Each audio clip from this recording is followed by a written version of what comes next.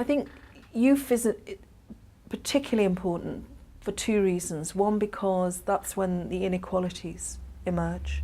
So disadvantaged young people are much more likely to become smokers and become smokers at an early age. But secondly, because most adults don't quit smoking. So it's what happens in youth can sort of set your smoking life, as it were. In the last 10 years, we've really started to see a decline, and in girls as well as boys, because there was quite a big difference between smoking rates in teenage girls and boys. Girls had much higher rates, whereas now they're almost the same. So there's been considerable success, and this is because the government has taken a lot of action on tobacco generally, but particularly on action that's impacted on young people. Where I think we need to be really concerned is about what's happening in the rest of the world, because while young people in Britain and in the West are giving up smoking or not taking it up, in other parts of the world that's not the case. And there are many countries in the world where smoking rates are increasing in young people, or they're certainly not declining. And these are in the low-income countries, the poorer countries.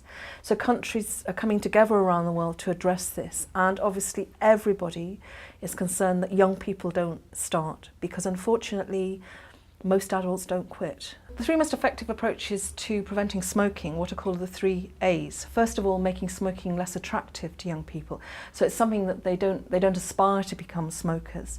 So that's about what are the messages and images that they're getting both from tobacco companies, and they're still getting those even though we've banned most forms of promotion, but they're still seeing that through packaging, which can be very attractive.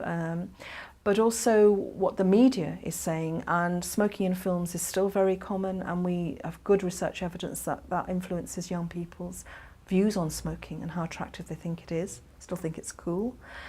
Making it less acceptable, so that's around social norms, so that your family and friends, it isn't something that they want to do and therefore you don't want to do. We know that if parents smoke, that's a large predictor of whether a young person becomes a smoker. So, but we also know that if parents are against smoking, even though they smoke themselves, that reduces their chance of their children smoking. So social norms are important, and so that's why, for example, the smoke-free legislation has been so important, because we just don't see smoking around as much. And then the third A is making it less accessible. So that's making it less easy for young people to get hold of cigarettes. And so you might say, well, but surely that's not an issue in Britain because it's illegal to sell under the age of 18. But they found other ways of getting hold of them, either from their friends or just from hanging out outside shops and asking adults to buy them for them. And amazingly, a lot of adults do that. So it's getting hold of them, but also price. And as with adults, price is the single most important factor determining whether somebody becomes a smoker. And it's even more so for young people because, of course, they've got less money.